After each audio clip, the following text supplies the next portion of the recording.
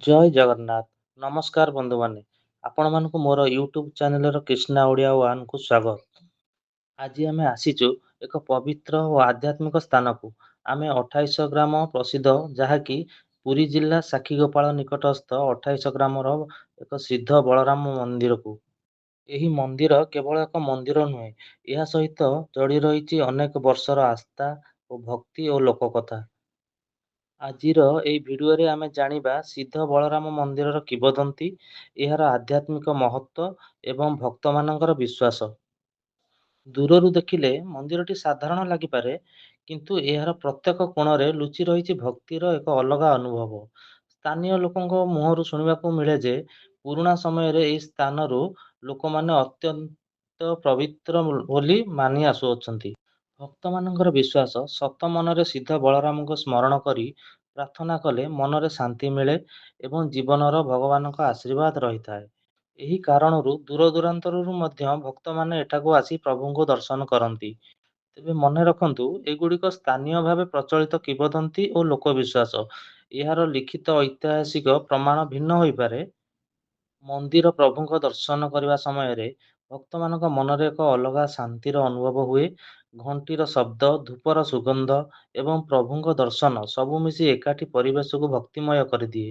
ଭକ୍ତମାନେ ପ୍ରଭୁଙ୍କ ନିକଟରେ ନିଜ ପରିବାରର ସୁଖ, ଶାନ୍ତି ଓ ମଙ୍ଗଳ ପାଇଁ ପ୍ରାର୍ଥନା କରନ୍ତି। ଆମ ମନ୍ଦିର ଓ ଦେବାଦେବୀଙ୍କ ପ୍ରତି ଥିବା ଏହି ଆସ୍ଥା ହିଁ ଆମ ଓଡ଼ିଆ ସଂସ୍କୃତିର ଏକ ବଡ଼ ପରିଚୟ। ତାହାଛଡ଼ା ଏହି ମନ୍ଦିରରେ ନବକଳେବର ସମୟରେ ଏହି ମନ୍ଦିରରେ ତିନି ଠାକୁରଙ୍କର ଦାରୁ ମୂର୍ତ୍ତି ଗଠନ କରାଯାଏ। ଆଉ ଏଠି ଅଭଡ଼ା ମହାପ୍ରସାଦ ଅର୍ଡ଼ର କଲେ ସବୁ ସମୟରେ, ଯେକୌଣସି ସମୟରେ ଲୋକମାନଙ୍କର ଆବଶ୍ୟକ ଅନୁଯାୟୀ ମିଳିପାରେ। ଆଉ ଯୋଉ ଆମର ସାବିତ୍ରୀ ବ୍ରତ, ଆମ ଓଡ଼ିଆ ପର୍ବ ଗୋଟେ ଥାଏ, ଓ ସେଇ ସାବିତ୍ରୀ ବ୍ରତରେ ବି ଏଠି ଅଭଡ଼ା ବିକ୍ରି ହୁଏ, ଯାହାକି ଅଭଡ଼ା ବହୁତ ପ୍ରଚଳିତ ଏରିଆରେ, ମୋ ଏରିଆରେ। ଆଉ ବହୁତ ବି ବିକ୍ରି ହୁଏ, ବହୁତ ଭିଡ଼ ହୁଅନ୍ତି ସେଦିନ। ଆଉ ଏଠି କାର୍ତ୍ତିକ ମାସ ହିଁ ସବୁଠୁ ବଡ଼ ପର୍ବ ଭାବେ ପାଳନ କରାଯାଏ। କାର୍ତ୍ତିକ ମାସର ଆରମ୍ଭରୁ ଶେଷ ଯାଏଁ ସବୁଦିନ ସକାଳୁ ଏଠି ବହୁତ ଭଲ ଭାବରେ ଭଜନ ଜଣାଣ ହୁଏ। ବହୁତ ପାଖ ଗ୍ରାମ, ଏଇ 28 ଗ୍ରାମ ଏସବୁରୁ ଲୋକ ବହୁତ ଆସି ଭଜନ ଜଣାଣ କରନ୍ତି ଓ ସକାଳ ବେଳା ଠାକୁରଙ୍କୁ ଦର୍ଶନ କରନ୍ତି। ତା ଛଡ଼ା କାର୍ତ୍ତିକ ମାସର ଲାଷ୍ଟ 5 ଦିନ ଏଠି ଯଜ୍ଞ ହୁଏ। ଯଜ୍ଞର ବି ବହୁତ ଏଠି ଅନୁଭୂତି ଅଛି। ଯଜ୍ଞ ହୁଏ। ଯଜ୍ଞର ଶେଷ ଦିନ ଯାହାକି କାର୍ତ୍ତିକ ପୂର୍ଣ୍ଣିମା ଦିନ ଏଠି ବର୍ତ୍ତମାନ କାର୍ତ୍ତିକ ପୂର୍ଣ୍ଣିମାରେ ଏଠି ବହୁତ ଜାଗାରୁ, ବହୁତ ଦୂରରୁ ଏଠୁ ଲୋକ ଭକ୍ତ ସବୁ ଆସନ୍ତି ଦର୍ଶନ କରିବା ପାଇଁ। ଆଉ ସନ୍ଧ୍ୟା ସମୟରେ ଏଠି ପ୍ରସାଦ ସେବନ ହୁଏ। ପ୍ରସାଦ ସେବନ କରି ବହୁତ ମନ ଖୁସିର ସହିତ ଲୋକମାନେ ଏଠୁ ଯାଆନ୍ତି। ଆଉ ଏ ମନ୍ଦିରର କାରୁକାର୍ଯ୍ୟ ବହୁତ ମନମୁଗ୍ଧକର। ତାର ଚତୁଃପାର୍ଶ୍ୱର କାରୁକାର୍ଯ୍ୟ, ମନ୍ଦିର ଭିତରର କାରୁକାର୍ଯ୍ୟ, ଆଉ ଠାକୁର ତିନି ଜଗନ୍ନାଥ ମହାପ୍ରଭୁ, ଦେବୀ ସୁଭଦ୍ରା ଓ ବଳଭଦ୍ର ଠାକୁର, କହିବା ତ ନ କହିଲେ ଭଲ। ମାନେ ଏତେ ସୁନ୍ଦର ମୂର୍ତ୍ତି, ଏତେ ଧାର୍ମିକ ମୂର୍ତ୍ତି। ତେବେ ବନ୍ଧୁମାନେ, ଏହା ଥିଲା ମୋର ଏକ ସାକ୍ଷୀଗୋପାଳ ନିକଟସ୍ଥ 28 ଗ୍ରାମର ପବିତ୍ର ସିଦ୍ଧ ବଳରାମ ମନ୍ଦିର ସହ ଜଡ଼ିତ କିମ୍ବଦନ୍ତୀ ଓ ଲୋକବିଶ୍ୱାସର ଏକ ଛୋଟ ପ୍ରୟାସ। ଆପଣମାନେ ଯଦି ଏହି ମନ୍ଦିର ବିଷୟରେ ଆଉ କୌଣସି ପୁରୁଣା କଥା ଓ କିମ୍ବଦନ୍ତୀ କିମ୍ବା ଐତିହାସିକ ତଥ୍ୟ ଜାଣିଥାନ୍ତି, ତେବେ କମେଣ୍ଟରେ ନିଶ୍ଚିନ୍ତ ଭାବେ ଜଣାନ୍ତୁ। ଭିଡ଼ିଓଟି ଭଲ ଲାଗିଥିଲେ ଲାଇକ୍, କମେଣ୍ଟ ଏବଂ ସେୟାର କରନ୍ତୁ। ଆଉ ଆମ କ୍ରିଷ୍ଣା ଓଡ଼ିଆ ୱାନ୍ ୟୁଟ୍ୟୁବ୍ ଚ୍ୟାନେଲକୁ ସବସ୍କ୍ରାଇବ୍ କରି ପାଖରେ ଥିବା ବେଲ୍ ଆଇକନ୍‌କୁ ଦବାଇ ଦିଅନ୍ତୁ। ହଁ ସାଙ୍ଗମାନେ, ଏଠି ଯୋଉ 25 ବର୍ଷରେ ଥରେ ଯୋଉ ଆମ ପୁରୀ ଜଗନ୍ନାଥ ମନ୍ଦିରରେ ନାଗାର୍ଜୁନ ବେଶ ହୁଏ ନା, ଏଇ ମନ୍ଦିରରେ ମଧ୍ୟ ସେଇ 25 ବର୍ଷରେ ଥରେ ଯେତେବେଳେ ନାଗାର୍ଜୁନ ବେଶ ପଡ଼େ, ଏଠି ବି ନାଗାର୍ଜୁନ ବେଶ ହୁଏ।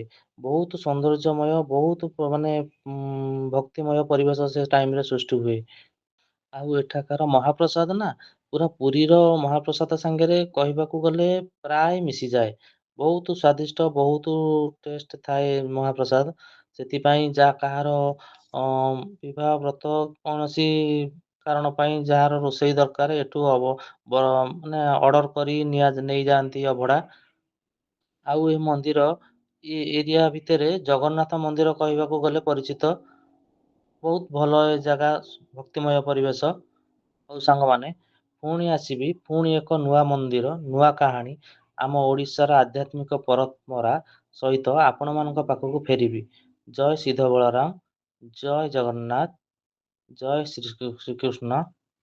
ସାଙ୍ଗମାନେ, ଯଦି ମୋର ଏ ଛୋଟ ପ୍ରୟାସ, ଏ ଛୋଟ ଭ୍ଲଗରେ କିଛି ତ୍ରୁଟି ଥାଏ, ସେଥିପାଇଁ ମୋତେ କ୍ଷମା କରିବେ। ମୋ ପ୍ରୟାସ ଓ ଆରମ୍ଭର ଚେଷ୍ଟା ଚାଲିଛି। ଦେଖାଯାଉ କ'ଣ ହେଉଛି ଆଗକୁ। କୁହାଯାଏ ଭଗବାନ ବଳରାମଙ୍କ ପ୍ରତି ଯେଉଁ ଭକ୍ତଙ୍କର ଅଟଳ ବିଶ୍ୱାସ ରହେ, ତାହା ପାଇଁ ଏହି ମନ୍ଦିରର ଆଶା ଓ ଆଶୀର୍ବାଦ ଏକ ପବିତ୍ର ସ୍ଥାନ। ଏହି କାରଣରୁ ଦୂରଦୂରାନ୍ତରରୁ ମଧ୍ୟ ଭକ୍ତମାନେ ଏଠାକୁ ଆସି ପ୍ରଭୁଙ୍କ ଦର୍ଶନ କରିଥାନ୍ତି। ରହୁଛି ସାଙ୍ଗମାନେ।